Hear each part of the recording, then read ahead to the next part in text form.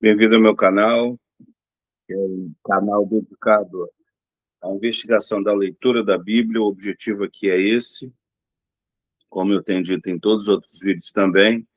E, além disso, também questionar como é que a leitura tem sido acomodada e entendida no evangelicalismo brasileiro atual. A gente precisa entender isso, fazer uma análise daquilo que acreditamos e professamos e a nossa relação ou a relação estabelecida com a Bíblia. Então, se essa é a sua praia, se inscreva no meu canal. Outros vídeos tem aí, outros virão também, se Deus assim o que quiser. Se inscreva e me ajude a divulgar. Nesse vídeo, eu quero trabalhar a questão do batismo. Batismo é uma coisa muito comum, a gente quase que a gente recebe as informações por osmose em relação a esse assunto. É igual a igreja também, a eclesiologia brasileira é recebida por osmose, o indivíduo já nasce sabendo o que é. Então, a gente precisa dar uma olhadinha aqui, e eu quero olhar por algumas lógicas distintas a esse tema e essa questão. Eu quero observar alguns pontos aqui. Eu vou projetar aqui para ficar melhor a nossa discussão e observar com mais cuidado esse tema, que é um tema extremamente importante. Então, tá aí, a gente tem a ideia do batismo. Então, o que acontece? Quando se fala de batismo, e aqui é meu batismo conectado às águas, batismo em águas, batismo com águas, depende da tradução da preposição. Então, a gente está pensando nesse tipo de batismo, é esse batismo que enfoco. Então, esse batismo, ele tem um testemunho do século I, que é o testemunho do Novo Testamento. Então, olha bem, aí tem uma ala protestante, costuma dizer que o fundamento primário é a Bíblia, e a tradição ela está em subserviência à Bíblia. O pensamento católico, a tradição e a Bíblia vieram da mesma fonte. O catecismo nem começa falando de Bíblia, a Bíblia é depois, no continuismo da informação. Mas, olha bem, a gente trabalha com essa tese, testemunho do Novo Testamento. A partir do século II, na chamada história do dogma, o batismo ganhou elementos distintos do testemunho citado, como diz o Herman Bavinck.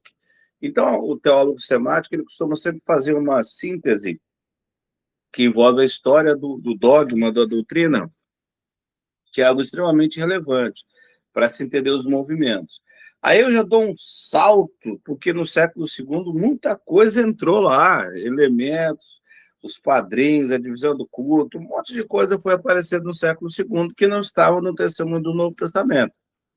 Aí nós chegamos agora ao século XXI, dou esse salto até no século XXI, a percepção atual, do ponto de vista empírico. O que a gente vê?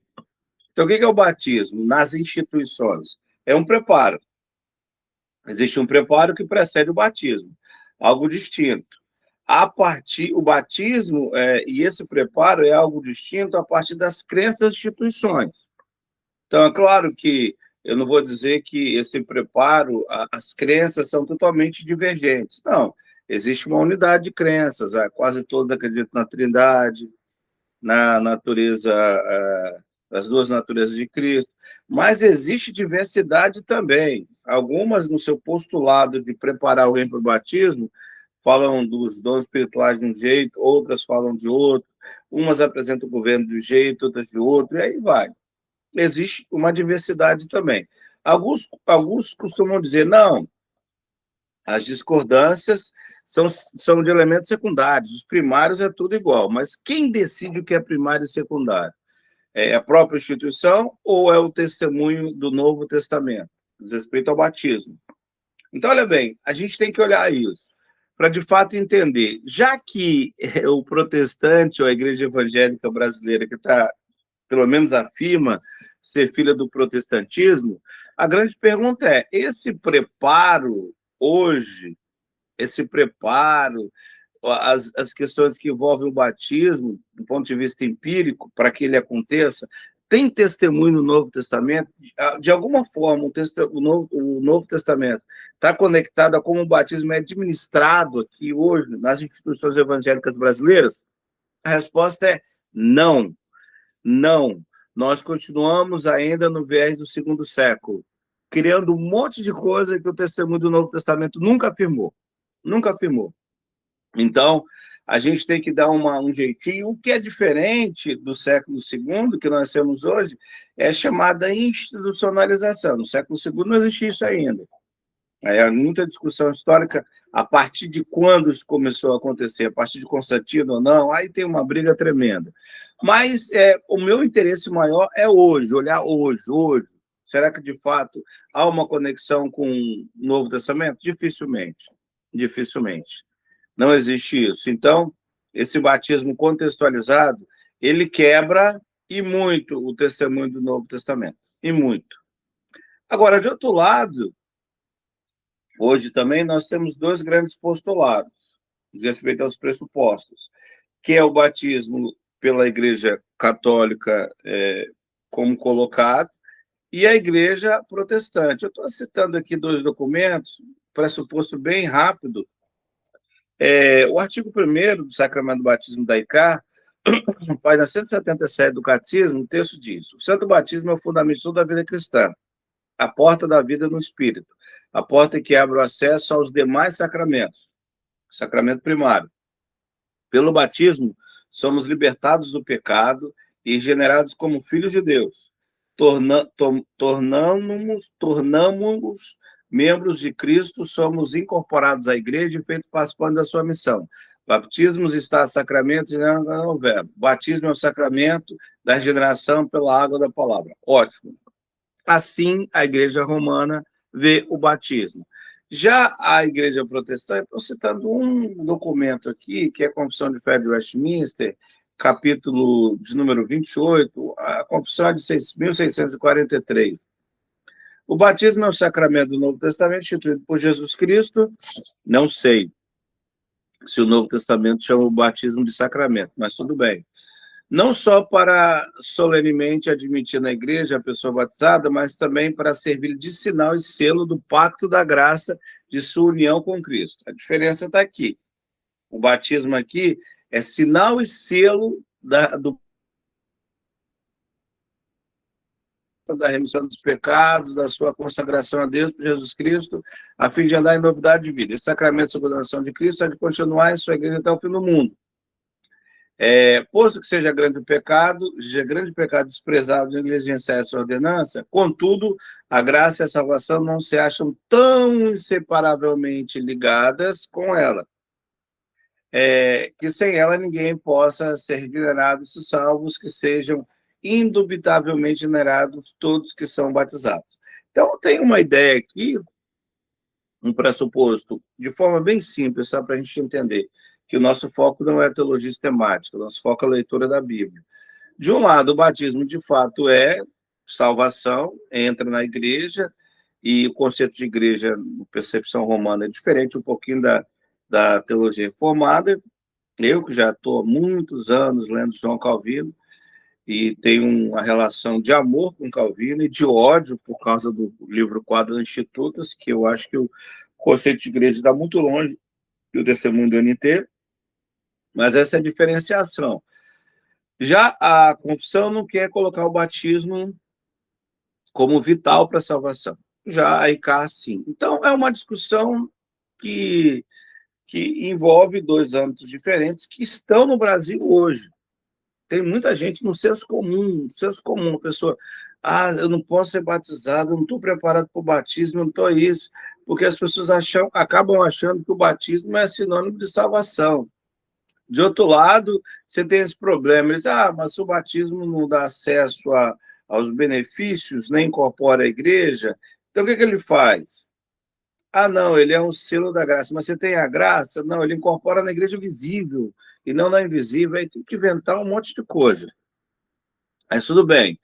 Ainda assim, o nosso foco é esse aqui, ó, o NT, o testemunho do século I.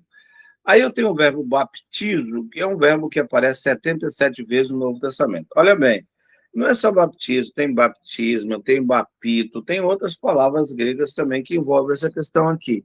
Mas eu reduzi ao baptismo. Então, você tem aí 77 vezes para você analisar o testemunho do Novo Testamento.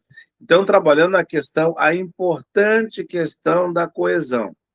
Aqui, meu foco nem estou trabalhando propriamente um texto desse, uma abordagem muito mais temática, para a gente entender como é que conecta ao testemunho do NT.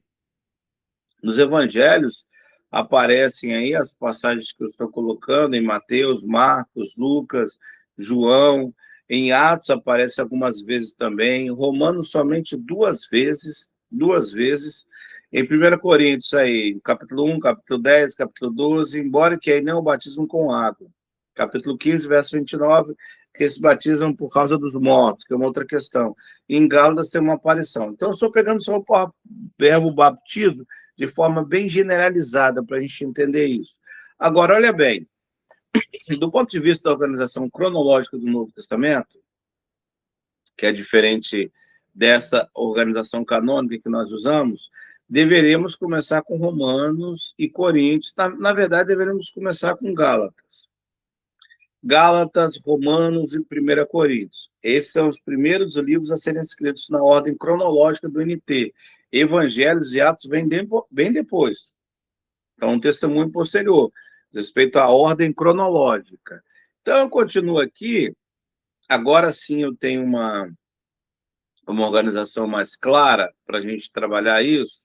E, olha bem, quando a gente fala de batismo, duas coisas são importantes para a gente observar, que é a questão do modo e do significado. É muito discutido hoje.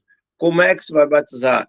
Por aspersão, por imersão, por efusão? Qual é o modo do batismo? A galera briga demais por isso. E segundo, qual é o significado do batismo? Ele é selo de uma graça recebida, ele de fato torna isso concreto por meio da água, ou o batismo de fato já é a salvação? O indivíduo, quando está batizado, se incorporado à igreja, ele já está salvo. Então, de que forma esse batismo tem que ser trabalhado? Essas linhas permeiam os tentáculos das discussões de hoje.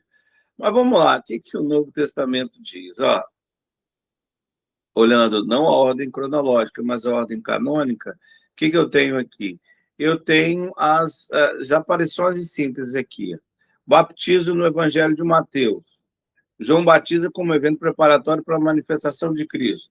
Então, olha bem, a narrativa, a cena, a proeminência. As pessoas pegam recortando lá para trazer isso para cá. Lá o batismo é usado como evento preparatório para a manifestação de Cristo. Essa é a ideia colocada lá no texto. Há quem pensa também no background judaico, a ideia do batismo que era conectado, dirigido aos prosélitos, aos gentios que se convertiam ao judaísmo. Agora, João, que é o personagem da história textual, usa de forma diferente, para preparar a manifestação de Cristo. Isso está muito ligado ao Antigo Testamento, lá que ele cita Isaías 40. Logo depois, você tem o batismo de Jesus. Então, no primeiro batismo é necessário o arrependimento. João fala que é necessário se arrepender para experimentar o batismo. E no batismo de Jesus, é para que seja cumprida toda a justiça. Aí é muita discussão sobre isso também. E logo depois, o capítulo 28 é distinto, porque agora o agente que batiza, ou os agentes que batizam são diferentes. Agora são os apóstolos. Fazer discípulos, batizar, então a questão dos particípios em grego são muito discutíveis. Mas é bem interessante que o último capítulo desse evangelho acaba trazendo um know-how interessante. E olha bem, para o evangelista aqui, para o narrador, quem realiza o batismo são os apóstolos, e o batismo é dirigido a todas as nações. Existe uma amplitude aqui. Então, não adianta eu dizer só que o batismo deve continuar diferentemente de quem batiza, que o texto também coloca. Calvino até trabalha a ideia da sucessão apostólica aqui para definir que é só o pastor que pode batizar. Em Atos, nós temos muito mais usos aí. Em Atos ele aparece bem mais. O que acontece? Capítulo 1, verso 5, é um pouquinho distinto, né? Capítulo 2, capítulo 8, capítulo 9, capítulo 10, e aí vai.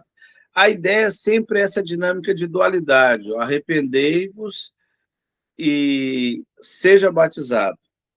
Então, essa é a dinâmica. Os que foram batizados receberam de bom grado, os que foram batizados, os que de bom grado receberam a sua palavra. Disse o eunuco: o que impede que seja batizado? Filipe diz: é lícito se crer de todo o coração. Crispo creu no Senhor com toda a sua casa e creram e foram batizados. Então, o batismo na narrativa de Atos, ele é precedido pelo arrependimento e pelo crer.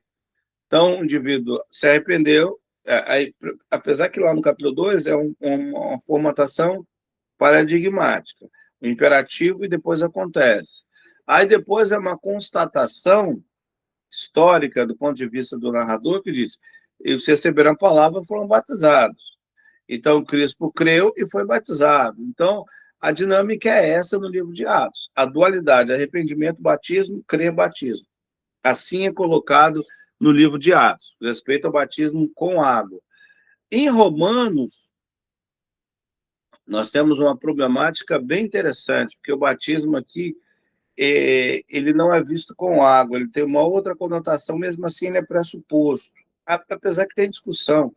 Alguns autores, como o Martin Lloyd Jones, acabam achando que esse batismo é o batismo com o Espírito Santo. Tem muita discussão aí. Eu não sabeis que todos foram batizados em Jesus Cristo, fomos batizados na sua morte. Então, na ordem contextual da lógica paulina, esse batismo ganha um significado um pouquinho diferente. Em 1 Coríntios, nós temos algumas aparições também, eu até coloco aqui, quando Paulo está fazendo uma crítica numa parênese que respeita à divisão, ele coloca a crucificação e o batismo. Foi batizado em nome de Paulo, dou graça que eu não de vós batizei, senão Crispo e Gaio. Ninguém foi batizado em meu nome, isso é coisa muito importante. Cristo me enviou não para batizar, mas para evangelizar. Paulo não está desmerecendo o batismo de forma alguma aqui, mas talvez esse seja, assim, explicitamente falando, a menção mais antiga de batismo, em 1 Coríntios, do ano 55. Então, a ideia é que o batismo era feito em nome de alguém, em nome. A gente viu lá no capítulo 28 que o batismo é trinitário, em nome do Pai, do Filho e do Espírito Santo. Mas esse texto é do ano 80, esse texto aqui é do ano 55. Então, existia a questão do nome que, em Atos, é em nome de Jesus o batismo, que o Herman Bavinck que até costuma dizer que a questão é a descrição do batismo, propriamente dita, pensando assim. Então, é importante entender que essa é a dinâmica colocada aqui. Paulo, a proeminência não é, tá? O foco não é o batismo, o foco é a parênese voltada lá para a questão do batismo. Então, em Gálatas 3:27, todos que sois filhos de Deus pela fé em Jesus, porque todos quantos fossem batizados em Jesus já vos revestiste de Cristo. Essa passagem de Gálatas e de Romanos, ela tem que ser analisada com muito cuidado. Por quê? Será que o Paulo está vendo o batismo como uma questão soterológica de salvação? Como é que o batismo está sendo analisado aqui? Esse batismo aqui, de Romanos 6:3, o James Dunn chama de batismo de ordem metafórica. Ele usa o evangelho lá, quando o batismo é usado assim também, para dizer que o batismo é de ordem metafórica e não literal. Então, tem uma discussão aqui para a gente pensar.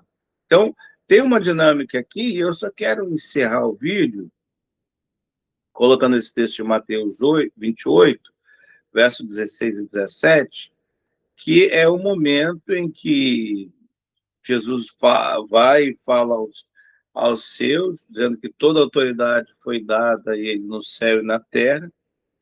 Portanto, a conclusão baseada na autoridade é essa: ide, aí esse participe, porém tetes, baptizam tes, das contes. Três particípios conectados a esse verbo aqui, ó. Mateusate, que é um particípio, que é o imperativo auristo aqui, que está conectado a três particípios, ou melhor dizendo, a gente até pode dizer que existe uma dinâmica aqui muito mais do baptismo tes e o didascon tes.